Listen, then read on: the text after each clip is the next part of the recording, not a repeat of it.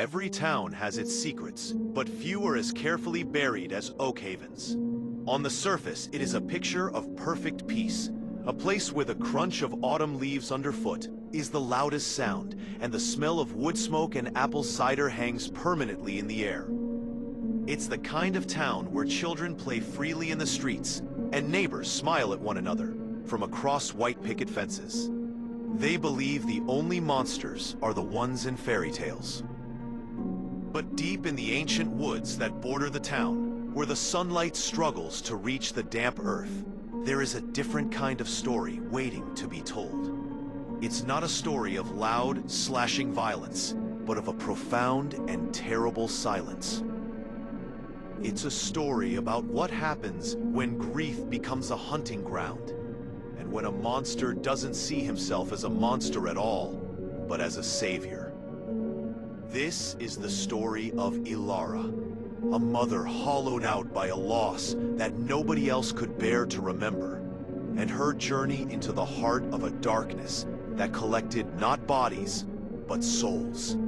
It's a story about the stolen echoes of laughter, the gentle touch of a killer, and the terrifying truth that the most haunting evil often wears the face of profound sorrow. This is a story about the things we lose, the silence they leave behind, and the desperate, dangerous love that dares to go into the dark to bring them back. The town of Oakhaven rested in a perpetual state of autumn. Crisp, cider-scented air carried crimson and gold leaves in gentle spirals from the ancient oaks that gave the place its name. It was a postcard town, the kind where people still left their doors unlocked and knew their neighbors by name. But for Elara, the vibrant colors had long since bled to gray. Her world had been muted ever since her daughter Lily had vanished 2 years ago. Lily, with her laugh like wind chimes and a habit of collecting smooth, river-worn stones. She'd been 7 years old. The official search lasted 6 months. The town mourned, then moved on. But Elara remained, a ghost in her own life, haunting the places her daughter had been. Her grief was not a sharp scream anymore, but a constant, hollow ache, a silence so profound it had its own weight. It was on one of her daily walks through the woods bordering the town, a path Lily had loved, that she first saw the cabin. It was nestled deep in a thicket, almost hidden by the gnarled branches of weeping willows. The wood was dark and slick with damp, and the single window beside the door was so caked with grime it looked like a blinded eye. A strange, sweet, cloying smell hung in the air around it, like rotten honey and damp earth. A shiver, cold and sharp, pierced the numb shell of Elara's grief. This was not the clean chill of autumn. This was a deep, primal cold. She hurried home, the image of the cabin seared behind her eyelids. That night, the dream came. She was in the woods, chasing the fading echo of Lily's laughter.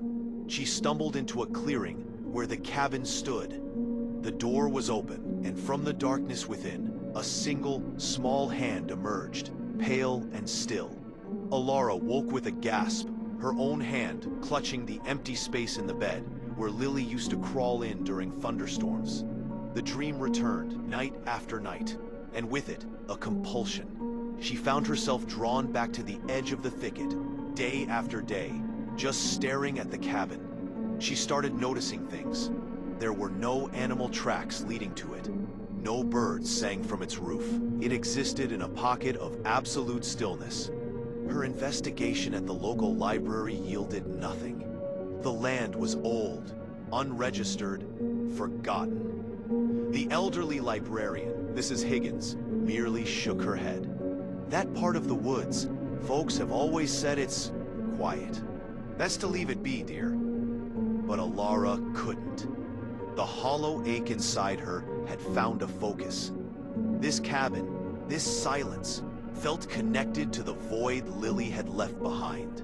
As a cold rain began to fall, she saw him. A man emerged from the cabin. He was tall and gaunt, dressed in worn, dark clothing that hung from his frame like moss on a dead tree. His movements were slow, deliberate, almost peaceful. But it was his face that stopped Elara's heart. It was long and pale, with deep-set eyes that held no light. He had the gentle, sorrowful look of a lonely undertaker. This was Jason. He carried a small, carefully wrapped bundle in his arms, treating it with a tenderness that was horrifyingly out of place. He walked to a patch of soft earth near the cabin, and with his bare hands, began to dig a small hole. He placed the bundle inside, covered it, and patted the earth down with a strange, ritualistic care. Then he stood, bowed his head for a moment, and went back inside. Elara's blood ran cold.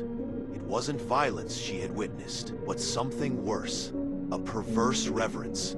She didn't know what was in that bundle, but her soul screamed its answer.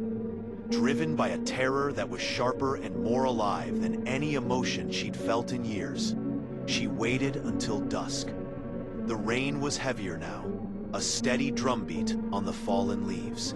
As darkness swallowed the woods, she saw the flicker of a lantern from inside the cabin. Jason left again, this time heading deeper into the forest, his form swallowed by the gloom. This was her chance. Her heart hammered against her ribs like a trapped bird as she crossed the clearing. The sweet, rotten smell was stronger here, making her stomach turn. The cabin door was unlocked. It opened with a groan that sounded like a dying breath. The inside was a shrine to nothingness. A single lantern sat on a rough-hewn table, its weak light dancing over the walls. And the walls, they were the stuff of nightmares. Not adorned with weapons or blood, but with collections. Neat, precise, terrifying collections. On one shelf were dozens of pairs of children's shoes, arranged by size, each one meticulously cleaned. On another, locks of hair of every color, braided and tied with ribbon. A third held a gallery of childhood drawings, all featuring a tall, dark figure standing at the edge of a forest. But the most horrifying display was of voices. Dozens of small, old-fashioned tape recorders were lined up on a shelf. Little labels were affixed to each. Elara's trembling hand reached for one. The label read, "Thomas, laughing." She pressed play. A little boy's joyous, bubbling laugh filled the small space. It was a sound of pure, untainted happiness, now trapped in this tomb. She pressed another. Megan, singing a nursery rhyme. A sweet, off-key voice sang "Twinkle, twinkle, little star." Tears streamed down Elara's face, hot and furious. This was his collection. He didn't take lives, he took souls. He preserved the most vibrant, living parts of these children and left their empty bodies for the world to find. He was a thief of joy, a curator of stolen innocence. Her eyes scanned the recorders, desperately searching, already knowing what she would find. And there it was, a recorder with a label written in a neat, looping script, Lily telling a secret. Her breath hitched. With a hand shaking so violently she could barely control it, she pressed play. "Psst, Mommy?" Lily's voice was a whisper, close to the microphone, just like when she'd sneak into Elara's bed. "I saw a sad man in the woods today. He was really tall. He asked me what my favorite sound was. I told him it was the sound of the river stones clicking together. He smiled, but his eyes were still crying. I have to go. He's calling me. I love." The recording ended abruptly, cut off before she could finish. A sob ripped from Elara's throat, a raw, wounded sound. The hollow ache inside her was suddenly filled with a burning, incandescent rage. He hadn't just killed her daughter. He had captured her last moment, her last words, and caged them in this awful, silent place. A floorboard creaked behind her. She turned. Jason stood in the doorway, his tall frame blocking the exit. Rainwater dripped from his dark hair and trickled down his sorrowful face. He didn't look angry. He looked concerned. "You're Lily's mother," he said. His voice was soft, carried a genuine, heartbreaking sadness. She was so bright, so full of music. The world is so loud, so cruel. It grinds beautiful things into dust. He took a slow step forward, his eyes fixed on the recorder in her hand. I save them. I give them a forever home, where their laughter can't be silenced, where their songs never have to end. Elara finally understood. This wasn't a monster who reveled in pain. He was a broken man, shattered by some long-ago loss, who believed he was a savior. His was a kindness more terrifying than any hatred. He murdered to preserve. He destroyed to cherish. You took her, Elara whispered, her voice cracking. You took her from me. I saved her, Jason corrected gently, his eyes wide with pathetic sincerity. I saved her from growing up, from being hurt, from forgetting how to laugh. She is perfect here, eternal.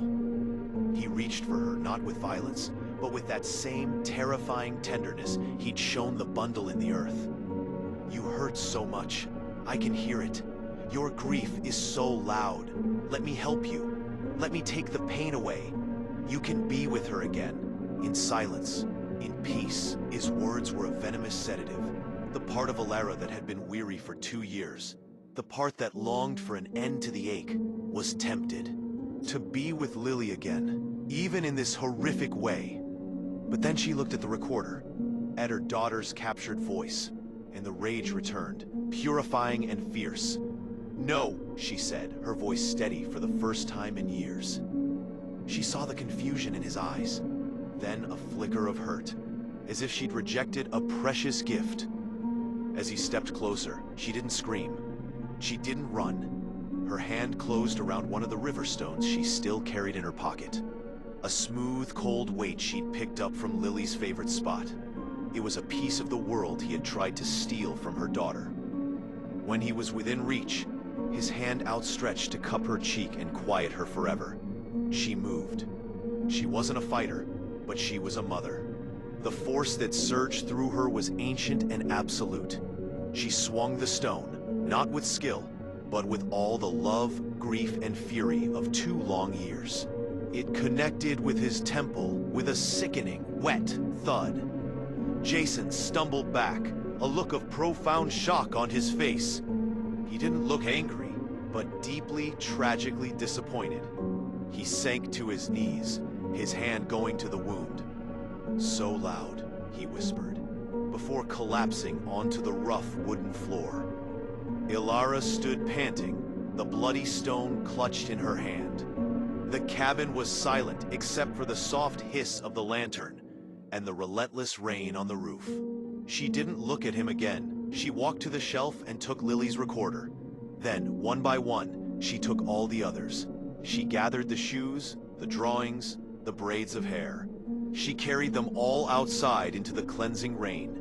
She built a pyre there, in the clearing, using fallen branches. She poured the lantern oil over it, and with a hand that no longer shook, struck a match. The fire roared to life, hungry and bright, consuming the physical manifestations of Jason's collection. The plastic of the recorders warped and melted. The voices within released in a final, chaotic shriek before falling silent forever.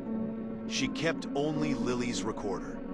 When the fire had burned down to embers, glinting like angry eyes in the dark, Elara turned and walked away from the cabin. She didn't look back.